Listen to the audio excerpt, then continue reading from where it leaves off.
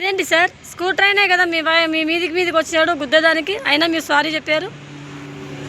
అవును madam, road మీద నిత్యము మేము ఇలాంటి వాళ్ళని చాలా మందిని చూస్తూ ఉంటాం. వాళ్ళకి కావాలని ఆ విధంగా కూడా కొంతమంది ప్రవర్తిస్తూ ఉంటారు. మేము వాళ్ళతో తగులు రోడ్డు మీద పెట్టుకోలేం కదా.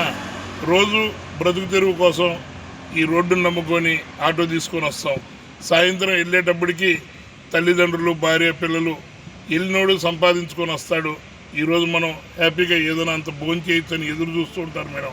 ఇలాంటి వాళ్ళతో రోజు మేము గొడవలు పెట్టుకొని రోడ్డు మీద గొడవలు, పోలీస్ స్టేషన్లు, కేసులని తిరుక్కుంటుంటే వయసైన తల్లిదండ్రులు భార్య పిల్లల్ని ఎలా పోషించుకోవాలి మేడం, పిల్లల్ని ఎలా చదివించుకోవాలి.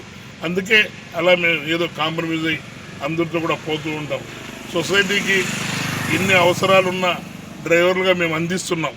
హాస్పిటల్కి వెళ్ళాలన్నా, స్కూల్కి కాలేజీలకు వెళ్ళాలన్నా, బస్కి వెళ్ళాలన్నా, ట్రైన్కి వెళ్ళాలన్నా వాళ్ళని మాత్రం అనేక ఇబ్బందులు పడుతూ కూడా సమయానికి గమ్యస్థానానికి చేరుస్తున్నాం. కానీ వాళ్ళు మాత్రం మమ్మల్ని చాలా చిన్న చూపు చూస్తున్నారు. ఏ రోజుకైనా సొసైటీ మమ్మల్ని డ్రైవర్ను గుర్తించకపోదని ఇలా ఏదో గడిపేస్తూ ఉన్నాం మేడం. Super sir.